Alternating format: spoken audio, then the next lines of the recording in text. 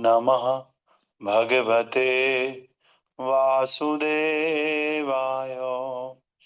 नारायणं नमस्कृत्यं नरं चैव नरोत्तमं देवीं सरस्वतीं व्यासं ततो जयमुदीरये।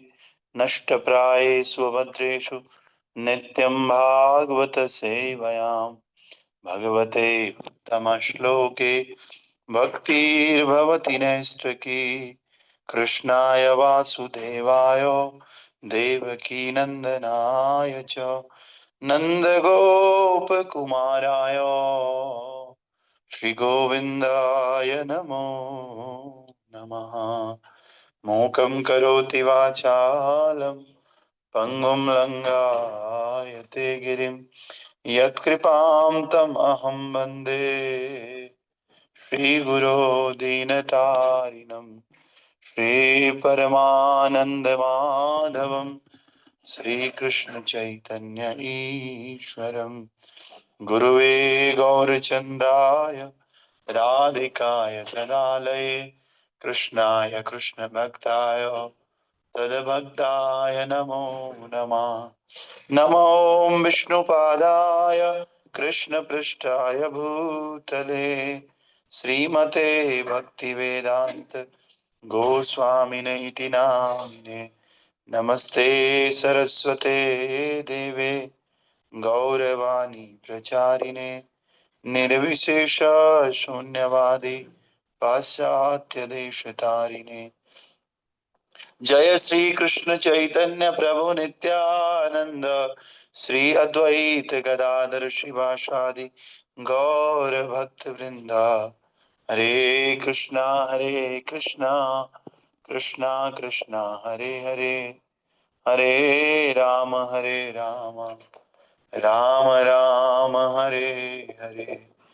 हरे कृष्णा कृष्ण कृष्णा हरे हरे, हरे राम राम राम हरे हरे। जयतां सुरतो पंगो मम मंद मतेर्गतिं मत सर्वस्वपदाम्भोजो राधा मदन मोहन श्रीमन रास रसारंभी वंशी वटतट स्थिता कर्षण वेणु स्वनैर्गोपी गोपीनाथ श्रीस्तनम आजानुलंबित भुजो कनकावदातो संकीर्तने कपितरो कमलायताक्षो विश्वम्भरो द्विजवरो युगधर्म पारो वंदे जगत प्रिय करो करुणावतारो।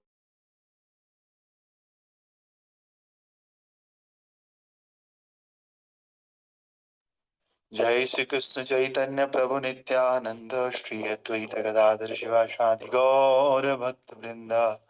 हरे कृष्ण कृष्ण कृष्ण हरे हरे, हरे राम राम राम हरे हरे। नमो पंकजनाभाय नमो पंकजमालिने नमो पंकजनेत्राय नमस्ते पंकजांग्रे। ग्रंथराज श्रीमद् भागवत महापुराण की जय। श्रील प्रभुपाद गुरु महाराज की जय। अनंत कोटि वैष्णव वृंद की जय। निताई गौर प्रेमानंदे हरि हरि बोल। तो आप सभी भक्तों का स्वागत है सुबह की भागवतम कक्षा में। और हम लोग पहला स्कंद पढ़ रहे हैं भागवत महापुराण का। और इस पहले स्कंद में हम अध्याय संख्या 19 पढ़ रहे हैं। इसका नाम है श्रीला सुखदेव गोस्वामी का प्राकट्य। तो सुखदेव गोस्वामी प्रकट होते हैं और प्रकट होकर के इस भागवतम को हम लोगों के लिए सुनाते हैं। तो आइए इसका श्लोक संख्या 25 हम पढ़ रहे हैं।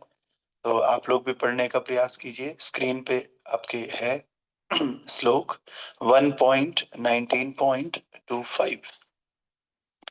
तत्राभवद् भगवान् व्यासपुत्रो यदृच्छया गामटमानो अनपेक्ष अलक्ष्यलिङ्गो निजलाभतुष्टो वृतस्य बालेरवधूतवेष।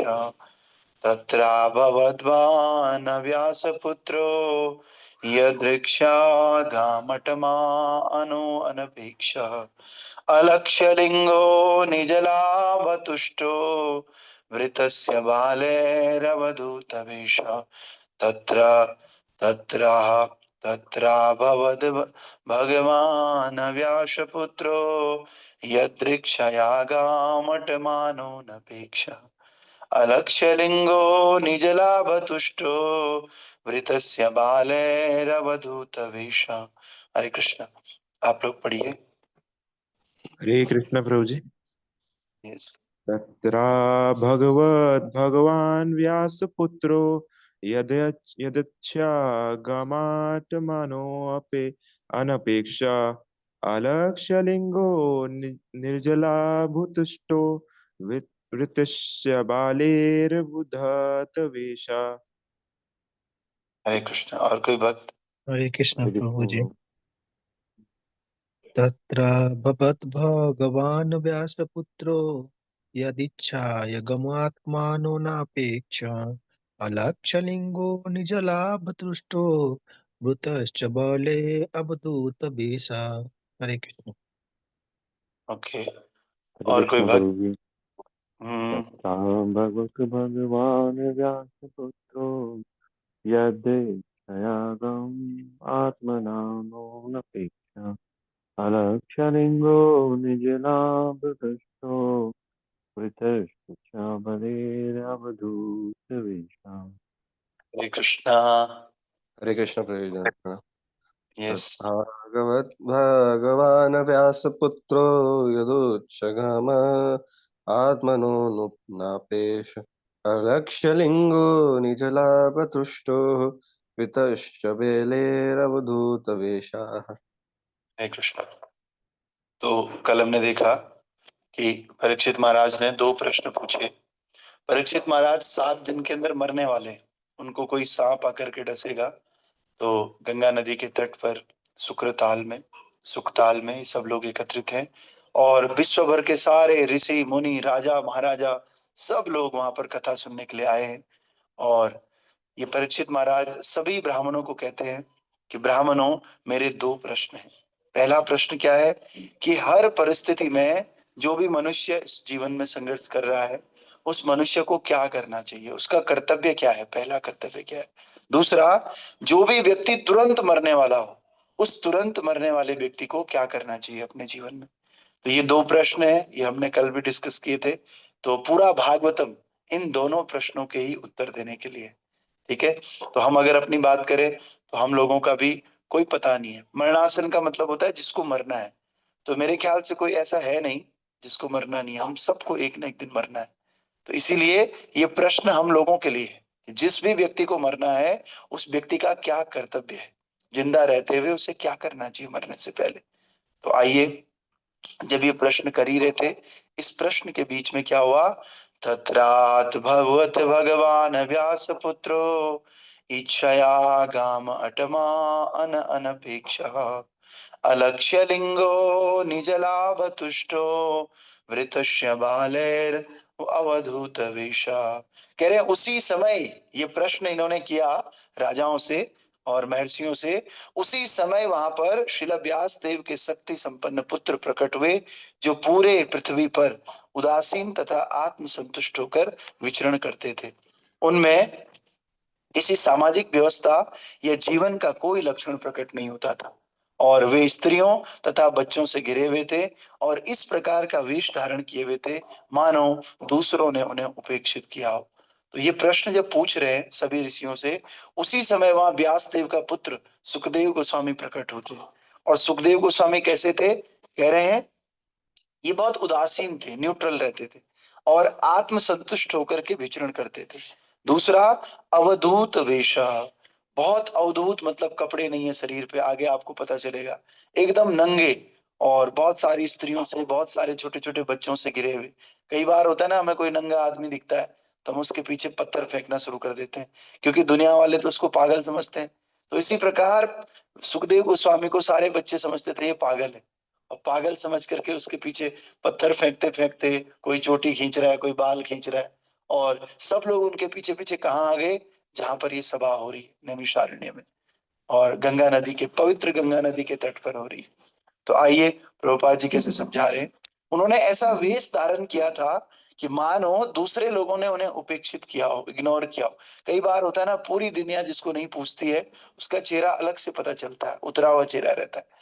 तो आइए तात्पर्य में प्रभुपाद जी समझा रहे हैं। भगवान शब्द कभी कभी सुखदेव गोस्वामी जैसे परमेश्वर के महान भक्तों के लिए भी प्रयुक्त होता है। ऐसे मुक्त जीव इस भौतिक जगत के कार्य व्यापार में उदासीन रहते हैं, क्योंकि वे भक्तिमय सेवा की महान उपलब्धियों से ही आत्मसंतुष्ट रहते हैं। जैसे पहला बताया जा चुका है, श्रील सुखदेव गोस्वामी ने न तो कोई औपचारिक गुरु को स्वीकार किया और न ही कोई औपचारिक संसार संपन्न किए। उनके पिता श्रील व्यास देव जी उनके नैसर्गिक गुरु थे, क्योंकि श्रील सुखदेव गोस्वामी ने भागवतम इन्हीं से सुना था। इसके पश्चात वे पूरी तरह आत्मसंतुष्ट बन गए। इस प्रकार वे किसी औपचारिक विधि पर निर्भर नहीं थे। औपचारिक विधियां तो उनके लिए आवश्यक हैं जो पूर्ण मोक्ष प्राप्त करना चाहते हैं, लेकिन श्रील सुखदेव गोस्वामी तो अपने पिता की कृपा से पहले ही उस अवस्था में हैं। तरुण बालक होने के कारण उनसे समुचित वेश में रहने की आशा की जाती थी, लेकिन वे नग्न रहते थे। देखो आ गया, प्रभुपाद जी कह रहे हैं वे नग्न रहते थे, कोई कपड़ा नहीं पहनते थे और किसी सामाजिक परिपाटी में रुचि नहीं दिखाते। सामान्य जन उनकी उपेक्षा करते थे, किंतु वे जिज्ञासी बालकों तथा स्त्रियों से घिरे रहते थे, जैसे कि वे कोई पागल हो। ऐसे लगता था कोई पागल चल रहा है, सारे बच्चे उनको घेर लेते थे। इस प्रकार वे यहाँ पर तब प्रकट हुए जब वे स्वेच्छा से पृथ्वी का विचरण कर रहे थे। महाराज परीक्षित की जिज्ञासा से ऐसा प्रतीत होता है कि महर्षिगण एकमत नहीं हो पा रहे थे कि क्या किया जाए। तो किंतु जीवन का परम लक्ष्य भक्ति की सर्वोच्च सिद्ध अवस्था प्राप्त करना है। जिस प्रकार भिन्न भिन्न डॉक्टर अलग अलग औषधियां बताते हैं, उसी प्रकार मुनियों में भी मत भिन्नता होती है। जब ये सभी बातें चल रही थी तो शिला व्यासदेव के शक्ति संपन्न तेजस्वी पुत्र वहां प्रकट हुए। तो देखिए, भगवान तो एक है और भगवान सर्वशक्तिमान है, भगवान के बराबर दूसरा कोई संसार में है नहीं। लेकिन कभी कभी क्या होता है ना, भगवान के भक्तों के लिए भी हम भगवान शब्द का उपयोग करते हैं। जैसे पुलिस है या सीबीएसई से कोई लेटर आ गया, तो सीबीएसई का जो चेयरमैन होगा या सीबीएसई का कोई प्रिंसिपल होगा, तो उसका प्रतिनिधि बन करके अगर कोई व्यक्ति आता है तो उसको भी सीबीएसई मान दिया जाता है। वैसा ही सम्मान उसको दिया जाता है जैसा कि सीबीएसई के चेयरमैन को दिया जाता है। उसी प्रकार से भगवान सबसे बड़े चेयरमैन और भगवान का प्रतिनिधि बनकर के गुरु इस संसार में आते हैं। जो संत लोग जितने भी दिख रहे हैं ना, ये सारे संत लोग भगवान के प्रतिनिधि हैं। इसीलिए कई बार संतों को भी भगवान ही कहा जाता है, क्योंकि वो भगवान के प्रतिनिधि हैं। दूसरा, वो इस संसार की मोह माया में नहीं फंसते हैं। वो बिना काम किए सुखी रहते हैं। जैसे हम लोगों को सुखी रहना है तो क्या करना चाहिए? हम लोगों के पास धन होना चाहिए, हम लोगों के पास खूब दौलत होनी चाहिए, खाने को रोटी कपड़ा होना चाहिए, पहनने को कपड़ा होना चाहिए, रहने के लिए मकान होना चाहिए, हमारे बच्चे की, हमारे पति की, हमारी बहन की, हमारे बहनोई की, सबकी तबीयत बहुत ठीक होनी चाहिए। अगर सबकी तबीयत ठीक रहती है तो हम खुश रहते हैं। तबीयत खराब रहती है हमारे परिजनों में से किसी की एक की भी, तो हम परेशान हो जाते हैं। क्यों? क्योंकि हम इस भौतिक व्यापार में लगे हुए। लेकिन जो भगवान के संत हैं, जो भक्त जन है, वो इन चीजों से बहुत ज्यादा मतलब नहीं रखते। उनका कोई लेना देना नहीं है कि धन कम है या ज्यादा है, रहने को मकान है या नहीं है, या किराए पे रहते हैं, उनको कोई लेना देना नहीं इस बात से। तीसरा, कपड़ा बहुत अच्छा है कपड़ा नहीं है, इस बात से भी कोई लेना देना। अरे पर सुखदेव गोस्वामी तो नंगे घूम रहे, बताइए कपड़े की उनको चिंता होती, नंगे थोड़ी घूमते हो। तो इस प्रकार से अगली बात क्या है कि वो बहुत ज्यादा आत्मसंतुष्ट होते हैं और उन्हें किसी औपचारिकता की जरूरत भी नहीं होती है। जैसे वो औपचारिकता, जैसे हम लोग हैं, हमें कपड़ा पहनना पड़ता है, प्रणाम करना पड़ता है और हमें बहुत सारी औपचारिकता यानी कि फॉर्मेलिटीज करनी होती है जीवन में। लेकिन भगवान के भक्तों को कोई फॉर्मेलिटी की आवश्यकता नहीं है। वो तो भगवान के शुद्ध भक्त हैं। तो इसीलिए इनका न तो कोई जन्म संस्कार हुआ, न इन्होंने दीक्षा लिया, न इन्होंने किसी फॉर्मल गुरु को स्वीकार किया। करने की आवश्यकता ही नहीं है, क्योंकि पहले से ही क्या है, अवधूत है। तो इसीलिए, और इसके बाद इन्होंने क्या किया, अपने पिताजी से, व्यास देव जी से भागवतम सुना और सुन करके वे पूरी तरह आत्मसंतुष्ट बन गए। तो जो भगवान के इस तरह के भक्त होते हैं, वो किसी पर भी निर्भर नहीं रहते। वो निर्भर नहीं रहते हैं कि पापा आएंगे तो मुझे 20-30 रुपए देंगे तब मैं फ्रूटी पीऊंगा, या मम्मी आएगी रोटियां सेकेगी और फिर मैं रोटी खाऊंगा। अरे देना तो दो, नहीं देना तो और अच्छा। और ये लोग आराम से भगवान इसका भरण पोषण करते हैं ऐसे भक्तों का। तो इसीलिए सुखदेव गोस्वामी अपने पिता की कृपा से पहले से ही उस अवस्था में थे। वो नग्न रहते थे और समाज की किसी भी परिपाटी में रुचि नहीं दिखाते थे। ऐसा नहीं कि अरे भाई आज चलो झंडा मेला लगा हुआ है, लोग क्या सोचेंगे अगर हम नहीं गए तो। चलो भाई आज फलाने की शादी है, शादी में नहीं गए तो लोग क्या सोचेंगे। अरे चलो भाई आज तो होली है, होली के दिन अगर हमने कलर नहीं लगाया, बाप रे पड़ोसी क्या सोचेंगे, इनके पास पैसे नहीं होंगे, यार रे बेचारे ये कैसे। यानी कि हम लोगों का ज्यादा सोचते हैं, अपना उतना नहीं सोचते कि लोग क्या कहेंगे। अरे आप अच्छा करोगे लोग तब भी कहेंगे, आप बेकार करोगे लोग तब भी कहेंगे, आप नहीं करोगे लोग तब भी कहेंगे। लोगों का काम तो है कहना, बस हमें क्या करना है, हमें वो करना है जो शास्त्र सम्मत है, जिसको करने से हमारे जीवन में वृद्धि होती है, हमारी भक्ति में वृद्धि होती है, हमारे परिवार की जो संस्कार है उन संस्कारों में वृद्धि होती है, वो करना है। हमें क्या लेना देना पड़ोसी से। तो कई बार आप यकीन मानिए ना मानिए, आप सोच रहे होंगे हम तो ऐसा नहीं करते, लेकिन मैक्सिमम लोग इसीलिए औपचारिकता फॉर्मेलिटीज कर रहे हैं ताकि लोगों को दिखा सकें, लोगों के सामने हमारा एक स्टैंडर्ड सेट हो सके। समझ रहे हैं? तो इस प्रकार से जब वे स्वेच्छा से पृथ्वी पर विचरण कर रहे थे तो लोगों को ऐसा लग रहा था वो पागल है, क्योंकि एक नंगा आदमी, बड़े बड़े बाल, बाल काटे नहीं, दाढ़ी काटी नहीं, तो सोचो क्या लगेगा। सबको तो ये लगेगा ना पागल है। और पागल के पीछे कौन दौड़ता है? छोटे छोटे बच्चे। छोटे छोटे बच्चे उनके पीछे दौड़ रहे हैं, और जब बच्चे दौड़ेंगे तो उनकी माँ भी तो दौड़ेगी। माँ बोलेगी बेटा कहाँ जा रहा है, रुक जा, खाना तो खा ले, अरे तूने पानी नहीं पिया, सुबह से पानी पी ली। तो इसलिए बच्चे और स्त्रियां दोनों से घिरे रहते थे परीक्षित महाराज, विचरण करते रहते थे। एक गांव में गए, उस गांव के कुछ बच्चे कुछ दूर तक उनके साथ चले गए, फिर उनकी माँ पकड़ के इधर लाई, फिर अगले गांव के बच्चे उनके पीछा करना शुरू कर दिए। ऐसे करते करते जब वो विचरण कर रहे थे ना, तो करते करते वो पहुंच गए कहाँ? गंगा नदी के तट पर, शुक्रताल में, जहां पर परीक्षित महाराज अनेक ऋषियों से घिरे हुए थे और सभी ऋषियों को प्रश्न कर रहे थे कि मनुष्य का कर्तव्य वास्तव में है क्या? क्या खाना पीना सोना बच्चे देखना, क्या यही कर्तव्य है? नहीं। और इस बारे में मनुष्य का कर्तव्य क्या है, अलग अलग ऋषिगण अलग अलग बातें बता रहे थे। जैसे डॉक्टर्स है ना, अलग अलग डॉक्टर अलग अलग बातें बताते हैं। आप इसके पास जाओगे, दूसरे के पास जाओगे, तीसरे के पास जाओगे, तो आपका पता लगे अरे एक दवाई तो दोनों डॉक्टर ने एक जैसी दी है, पर ना ये पीली दवाई इसने अलग दी है। अलग अलग डॉक्टर अलग अलग इलाज बताता है। एक डॉक्टर बताएगा दही नहीं खाना है, दूसरा बताएगा चलो खा लेना बस फ्रीज की ठंडी मत खाना। तो अलग अलग डॉक्टर आपको अलग अलग चीजें बताते हैं। उसी प्रकार से आध्यात्मिकता के डॉक्टर संत लोग होते हैं, ऋषिगण होते हैं। तो ये ऋषिगण भी अलग अलग मत होता है इन लोगों का। तो इसलिए सब लोग कंफ्यूज थे वहां पर। कोई कुछ कह रहा था, कोई कुछ कह रहा था, कोई कह रहा था ये कर लो, कोई कह रहा था ध्यान कर लो, कोई कह रहा था यज्ञ कर लो, कोई कुछ कह रहा था। सब सब अपनी समझ और अपने अनुभव के आधार पर विचार प्रस्तुत कर रहे थे। तो जब ये मतभेद हो रहा था, इसी मतभेद के बीच में सुखदेव गोस्वामी वहां पर प्रकट हो जाते हैं। और सुखदेव गोस्वामी के अंदर इतना तेज था कि उस तेज को देख करके अलग अलग शास्त्रों में बताया जाता है, सारे ऋषि मुनि उठ करके खड़े होते हैं, खड़े होकर के उनका सम्मान करते हैं और सम्मान करके प्रणाम करते हैं उनको। क्योंकि स्त्री और बच्चों को क्या पता तेज क्या होता है, उनको क्या पता ये पागल नहीं है तो तेजस्वी संत है। लेकिन ये ऋषिगण ही तो जानते हैं ना इन बातों को। ऋषिगण सारे उठ गए और उठ करके, अब देखो सुखदेव गोस्वामी कैसे थे, वो दिखते कैसे थे, आइए उसकी चर्चा करते हैं। चार्वायताक्षोत सुतल्य कर्णम शुभ्रवानम कंबुज सुतात कंठम, चार्वात्यक्षोत्रम सतुसल्य कर्णम शुभ्रवानम कंबुसुजात कंठम। शिला व्यासदेव के पुत्र की इस आयु लगभग 16 साल थी। केवल 16 साल के थे सुखदेव गोस्वामी, छोटे।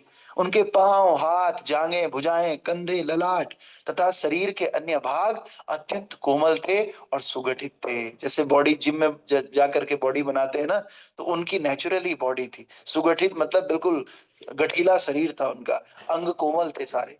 और उनकी आंखें सुंदर थी, बड़ी बड़ी थी, और नाक और कान उठे हुए थे। सुंदरता कैसे पता चलती है? जिसकी आंखें बड़ी बड़ी रहती है ना, उन बड़ी बड़ी आंखों को सुंदर कहते हैं, एक शेप में रहती। तो इनकी आंखें बहुत सुंदर थी, बड़ी बड़ी आंखें थी, और नाक भी बड़ी थी और कान दोनों उठे हुए थे। समझ रहे हैं? उठे हुए मतलब जिस किसी के बैठे हुए कान रहते तो सुंदर थोड़ी दिखता है, उठे हुए कान थे ऐसे, और नाक भी हल्की सी उठी हुई। किसी की चपटी नाक होगी तो चपटी नाक वाले इतने सुंदर थोड़ी लगते, ठीक लगते हैं, भगवान की व्यवस्था है। लेकिन ज्यादा सुंदर कौन लगते हैं? जिनकी बड़ी बड़ी आंखें हों, जिनके नाक उठे हुए हों, जिनके कान भी उठे हुए हैं। और उनका मुखमंडल अत्यंत आकर्षक था, उनका मुख बहुत ही सुंदर और बहुत आकर्षित करने वाला था।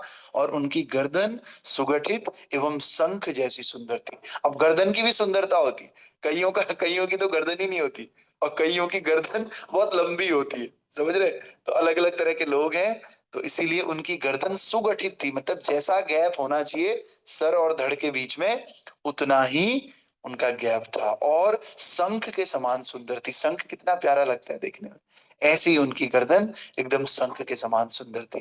तो तात्पर्य में प्रभुपाद जी कह रहे हैं, देखो भगवान का जब महिमा रूप हम लोग सुनते हैं उससे तो फायदा होता ही है, लेकिन भगवान के भक्त का भी अगर सब सुनते हैं ना तो उससे भी फायदा होता है। ठीक है, तो नितेश प्रभु अलग से दिख रहे हैं आज। आज आप लोगों का सेपरेशन हो गया। चलो, इधर एक सीट कम हो गई, इधर एक सीट ज्यादा हो गई। चलिए, तो आज कम से कम अमन चड्डा प्रभु और गीता क्लासेस यानी कि कपिल प्रभु ने, दो लोगों ने हमारी बात मानी, उन्होंने वीडियो खोलने का प्रयास किया, पर थोड़ी देर ही खोला इन्होंने। शौर्य प्रभु ने भी प्रयास कर लिया खोलने का। चलो, ऐसे ऐसे करके धीरे धीरे सब लोग खोलेंगे तो अच्छा लगेगा। बीच बीच में बंद कर लिया करो, जब आपको वॉशरूम जाना होता है बीच में, या कुछ खाना पीना होता है। तो कपिल प्रो ने भी शुरू कर दिया, तो आप सब भक्तों का देखो कितनी लाइवनेस रहती है अगर आप ऐसा खोलते हो तो जैसे कल शाम की क्लास में मैंने ही वीडियो ऑफ कर दिया था, कहीं जा रखे थे। देखो, नियम नहीं टूटना चाहिए, नियम अगर टूटता है ना तो उससे सतोगुण का नाश होता है। जब किसी काम को आप लगातार करते हो ना तो उसमें सतोगुण होता है, मोड ऑफ गुडनेस होता है, और वो इतनी ताकत देता है आपको ना, वाह, सारे कलमश धीरे धीरे खत्म हो जाते हैं। तो हमें चाहे किसी को बुखार हो, कुछ भी हो, हमें इस काम को रोज करना चाहिए। रोज करने से बहुत ताकत बढ़ती है। आप करके देखो, 3 साल करके देखो, तो 3 साल करने के बाद देखना आप, अब बहुत अलग ही आनंद होगा। हमारी इस क्लास को हो गए शायद 3 साल हो गए, करीब 2.5-3 साल है। तो एक अलग आनंद है, जो रोज आते होंगे वो उनका आनंद अलग होगा। ठीक है, तो आइए फटाफट तात्पर्य पढ़ते हैं, और लेट भी हो रहा है। तो सम्मानित व्यक्ति का वर्णन पांवों से शुरू किया जाता है, और ये सम्मान प्रणाली श्रील सुखदेव गोस्वामी के प्रति भी प्रदर्शित की गई। तो जिसको हम सम्मान करते हैं ना उसको हम पैर छूते हैं, सबसे पहले पांवों से सम्मान शुरू होता है। ऐसे नहीं कि सीधे जाकर गया और कैसा है भाई, बाल तो तेरे खराब हो रखे, ये बाल बना लिया कर। समझ रहे हैं, स्कूल में ऐसे होता है, जो बच्चे होते हैं उनके पैरों में नहीं देखते, बच्चों के पहले यहाँ सर में देखा जाता है, और सर में तूने बाल बनाए नहीं बनाए, जा लाइन में खड़ा हो जा अलग से, फिर उसका धुलाई किया जाता है अलग से स्कूलों में।